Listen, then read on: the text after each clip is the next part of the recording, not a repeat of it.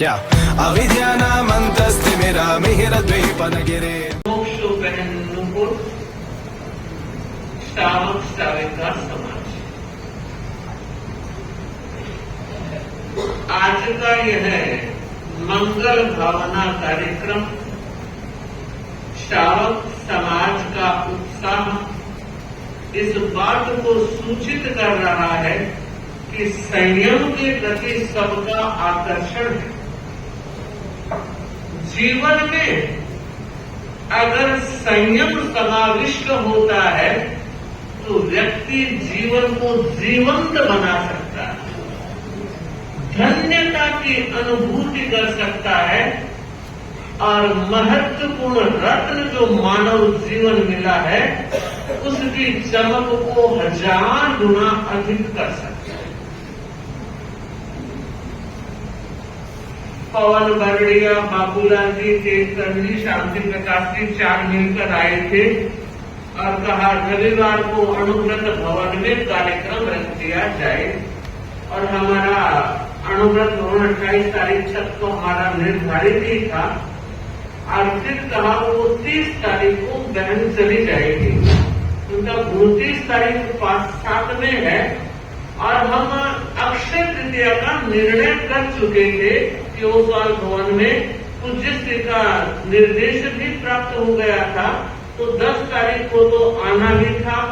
कब आना ये निर्णय नहीं हुआ और जब इन्होंने कहा महाराज की तो सोने में सुगंध हो जाए और मुझे लगता है इतनी विशाल उपस्थिति अनुव्रत भवन में पता नहीं हो सकती भी थी पर ना भी हो, लेकिन यहाँ तो सबका पग पड़ा हुआ है। अभी पन्नालाल जी ने या किसी वक्ता ने एक बात कही कि ऐसी उपस्थिति आपको अन्यत्र मिली क्या, तो इतनी सघन उपस्थिति कैसे मिलती, क्योंकि आप जानते हैं शाहदरा की जो बसावट है 2000 परिवार लगभग यहाँ रह रहे हैं। इतने सघन परिवारों में ये उपस्थिति संभव है और हम जानना चाहते हैं कि आपने हमको सुना ही सुना है, वक्त आया है किस चीज का, एक कहानी के साथ आगे बढ़ूं। एक राजा था, बड़ा भक्त, भगवान का भक्त था और रोजाना भगवान से अरदास करता कि हे भगवान आप मुझे साक्षात दर्शन, हे भगवान साक्षात दर्शन। और आप जानते ही होंगे यादृशी भावना यस्य सिद्धिर भवति तादृशी, जिसकी जैसी भावना प्राणवान बनती है, बलवान बनती है, वह भावना कृतार्थ और सार्थक भी होती है। करके देख लिया जाए, हाथ कंगन को आसी क्या। बहुत से लोग कहते हैं ऐसा होता नहीं, पर मैं इसे इसलिए स्वीकार नहीं करती कि हमारी तो हर बात पूरी होती है। क्यों होती है? क्योंकि भावना में बल है और जब व्यक्ति पूरे मनोयोग के साथ अपनी भावना को व्यक्त करता है तो पूरा यूनिवर्सल उसकी भावना को सफल बनाने में योगदान करता है। सोचते होगा नहीं होगा, वो नई वाली बात आपने जोड़ दी और खत्म। सच ध्यान देना है, किसी भी निर्णय के साथ व्यक्ति की भावना बहुत बड़ा काम करती है। हमने नुपुर से सुना, परिवार से सुना, बहुत कम आने वाली पूरी आ रही और बहुत ज्यादा आने वाले अभी वहीं बैठे। रोज पहली पंक्ति में जिनको देखते थे आज वहीं बैठे। अरे थोड़ा सा तो प्रोग्रेस करो, थोड़ा विकास तो होना चाहिए। मैं परिवार विशेष रूप से कनक और सुभाष को बहुत बड़ा साधुवाद इसलिए देना चाह रही हूँ कि ऐसी बेटी को जो प्रोफेशनल थी और उसे धर्म संघ में समर्पित करने के लिए प्रेरणा दी, प्रेरित किया और आज यहाँ तक वो पहुंचे। परंतु वो राजा भगवान को रोज विनती करता, एक दिन भावना फली हमेशा उसका क्रम था ब्रह्म मुहूर्त में 90 मिनट वो भगवान की भक्ति करता ही करता था। एक दिन भगवान ने दर्शन दिए और कहा, ले भक्त अच्छी तरह से दर्शन कर ले। साक्षात भगवान को देखकर एक बार तो झिझक गया। दिव्य शक्तियों को संधारित करना भी बहुत बड़ी और शक्ति की बात होती है। और जब भगवान ने दर्शन दिए तो कहा कि भगवान मैंने एक बात सुनी है। और क्या बात सुनी?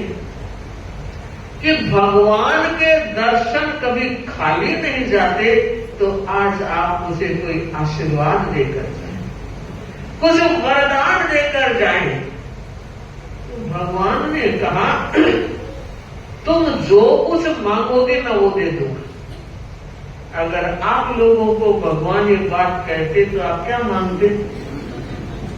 मुझे नहीं मांगते। पर सुनिए उस राजा ने क्या मांगा, आप में से कोई बताएगा?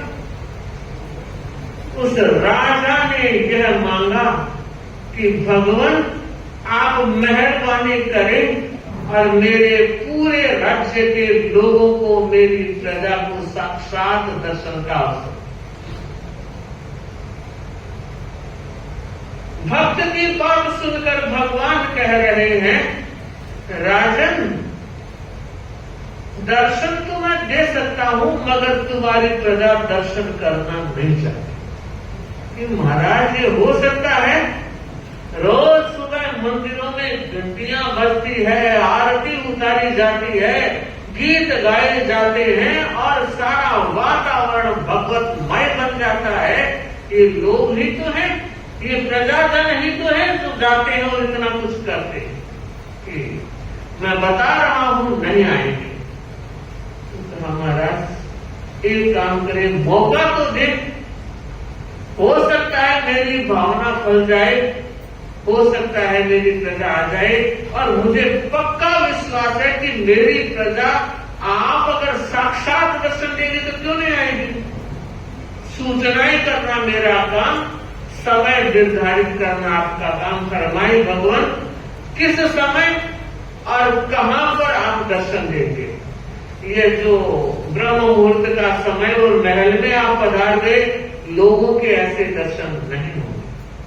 तो कहा एक काम कर, सामने की जो पहाड़ी है बहुत खुला मैदान है, मैं उस मैदान में तेरे सारे प्रजाजनों को दर्शन देने का वचन देता।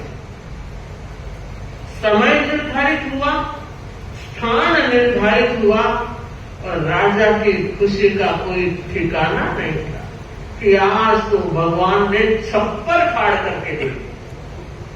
और बंधु पूरी प्रजा को सूचित किया गया कि इस दिन इस समय भगवान साक्षात दर्शन दे। और साथ में यह भी कहा गया कि मैं पूरे अंतःपुर के साथ जाऊंगा और आप सब मेरे साथ चलेंगे, अपन सब एक साथ भगवान के दर्शन करेंगे। सारे लोग तैयार हो गए कि ऐसा दुर्लभ अवसर, भगवान के दर्शन। और बंधु रास्ता लंबा है, पैदल जा रहे हैं और उन लोगों ने देखा ढेर सारा लोहा पड़ा और देखा रे आजकल लोहे के भाव चढ़े हुए, क्यों ना इस लोहे को ले लिया जाए, भगवान के दर्शन तो और कर लेंगे। और बंधु कुछ लोग वहां से टरक गए, लोहा लेकर निकल गए। कुछ दूर आगे बड़े चांदी आ गई, अब तो रोक नहीं पाए। चांदी तो आजकल भी चल रही है। अरे चांदी मिल रही है मुफ्त में, जितनी जाओ ले जाओ, कोई रोक टोक नहीं। चांदी लेकर रवाना हो गई। और राजा ने कहा ये चांदी और मिल जाएगी, दर्शन करो। कि ना बाबा, चांदी मुफ्त में नहीं मिलेगी। चांदी लेकर निकल गए। अब थोड़े लोग बचे, आगे बढ़े, सोना मिल गया। आकाश को छूना है। अब सोना जब मिल गया तो जितने लोग बचे हुए थे, कहा राजन दर्शन और कर लेंगे, इस बार तो सोना ही नहीं। कोई किलो, 2 किलो, 5 किलो, 10 किलो, जितना ले जा सकता था लेकर रवाना। अब डंकम डंका 2 बचे, समझ गए? थोड़ा ही बचा, बाकी सब निकल गए। आगे चले और देखा हीरो का ढेर, और आप देखिए गए डायमंड। अगर पहन के आते तो यूं हाथ करते, और गले में है तो पल्ला पीछे और नेकलेस आते। 2-4 दिन अगर पूछ लिया तो निहाल हो जाते कि बस मेरा पहनना साफ है। बंधु होता है, ऐसी भावनाएं भाइयों की भी होती है, वैसी बात नहीं बहनों। घड़ी में डायमंड है तो बार बार यूं करते। बंधु जब डायमंड देखे और इतने बड़े बड़े, रानी ने कहा महाराज मैं आपके साथ नहीं चल सकती। अरे भगवान क्या कमी है तेरे पास, जितना कहती है उससे ज्यादा दे रहा हूं, भगवान के दर्शन की ओर करिए। इतने बड़े बड़े हीरे तो देखे ही नहीं है, और फटाफट हीरा लेने में लगा। अरे बंधु वो इतना सा हो गया राजा का, दम ठोक के कह रहा था कि मैं प्रजा को साथ लेकर आऊंगा, और निपट अकेला भगवान के पास गया और कहा भगवान माफ करना, आपने तो मेहरबानी कर दी, मगर जिसकी तकदीर में ही नहीं दर्शन वो कैसे कर सकता है। भगवान ने मुस्कुराते हुए कहा यह तो मैंने पहले ही कह दिया था। उसने कहा भगवान ये सारी माया क्यों दिखेगी कि घर जाने के बाद 0 है।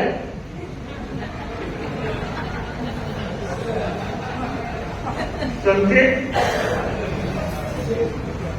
बंधु और बहनों, मैं भी यही बात कहना चाहती हूं कि सांसें रुकी और 0। जिस जीवन में महावीर नहीं अनेक संत कहते हैं कि ऐसे जीवन की उपलब्धि मुश्किल है, उस जीवन को प्राप्त करके भी वो उस सारा बटोरे जा रहे हो जो अंतिम समय में यही छूट जाएगा। जो छूट जाएगा उसके लिए इतनी भागदौड़ सुबह से शाम तक, तनाव में, कुंठा में, चिंता में, मगर ये तो आना चाहिए और होना चाहिए। और सामने देख रहे हो इकट्ठा कर जमी का जल बने वो मस्त माली थे, इकट्ठा कर जमी का जल बने वो मस्त माली थे, सिकंदर जब गए जहां से दोनों हाथ। सच है ये बात। उसके बाद भी सामायिक के लिए वक्त नहीं है, और ठिकाने में आए तो सामायिक का सामान लेकर आना भूल गए। ध्यान देना है, विचार करना है और चिंतन करना है कि जो छोड़कर जाना है उसके जिंदगी दे रहे हो, और जो साथ में जाने वाली चीज है उसके लिए वक्त नहीं। महाराज क्या करें, काम बहुत है। ये काम, ये नाव यूं ही चलती जाएगी। तो खून पसीना करके बहा, तो खून पसीना करके बहा या तान के चद्दर सोता रहे, ये नाव तो बढ़ती जाएगी, तू हंसता रहे या रोता रहे। समय की नाव कभी रुकी नहीं है और रुकने वाली भी नहीं है। तो मैं बहन नूपुर से ये कहना चाहूंगी कि तुमने जो निर्णय किया है और उसकी क्रियान्विति में जो तुम्हें सहयोग मिला है, एक तुम्हें बहुत कृतज्ञता ज्ञापित की है। अब गुरु चरण में, गुरु शरण में रमण करना और गुरुदेव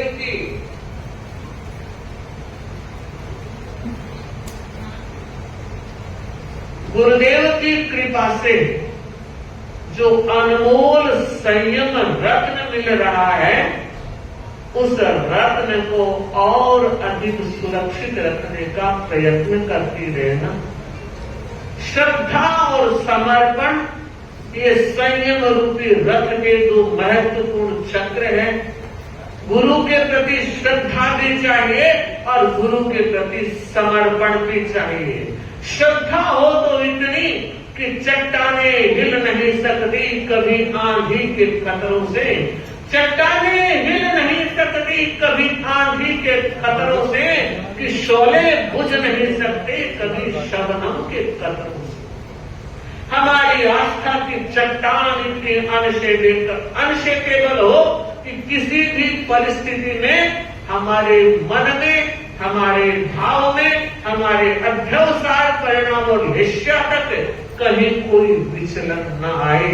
और समर्पण हो तो इतना समर्पण हो कि सुमेरु भी छोटा पड़ जाए और हमारा समर्पण इतने ऊंचाई को लिए हुए हो, तो बस श्रद्धा और समर्पण के साथ निरंतर गतिमान रहना। और भाई बहनों से कहना चाहूंगी, यह मंगल भावना का कार्यक्रम है। आप मंगल भावनाएं देने आए हैं और मुझे लगता है कि अच्छी बात है, एक अच्छे मौके पर कर्म निर्जरा का यह महान उत्सव है।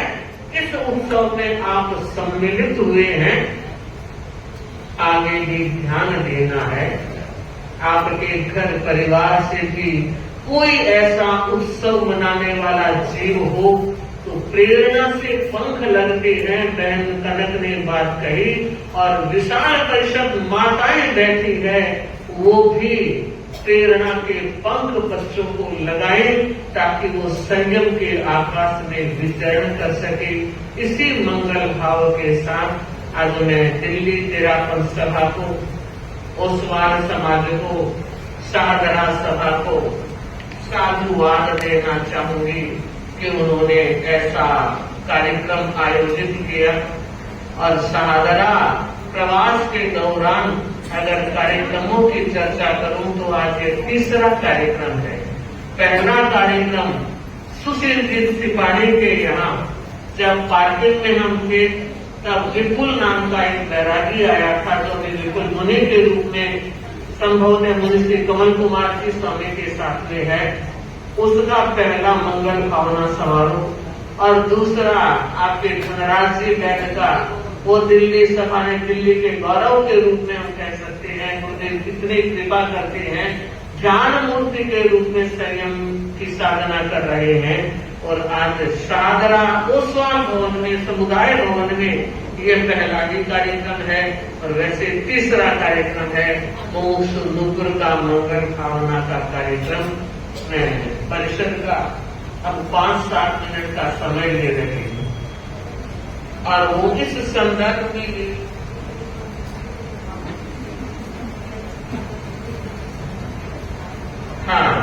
मैं बताना चाहूंगी, हमारे आज प्रीतमपुरा से भी मुख्य सारे स्टाफ उपस्थित हैं। 11 जुलाई को चातुर्मासिक प्रवेश का हमारा भाव है और अपने तैयारियों में लगे हुए हैं। गुरुदेव ने बड़ी कृपा की है, एक जमुना के इस पार, एक जमुना के उस पार। हम तो ये कहीं करके जा रहे थे, मगर गुरु की कृपा ने और दिल्ली वासियों की भावना ने दूसरा चातुर्मास भी लिया है। और हम चाहते हैं इसी चातुर्मास की तरह वह चातुर्मास भी समाया रंग बरसाने वाला होगा। मैं बताना यह चाह रही हूँ कि पूज्य गुरुदेव का 22 जुलाई को दीक्षा का 50 वर्ष पूरा होता है। सॉरी 22 मई को, जुलाई करें, 22 मई को हो रहा है। और शायद आपको याद है, बहुत से भाई आज क्या अविद्या नामन्तस्तिमिरा मिहिरद्वीपनगिरे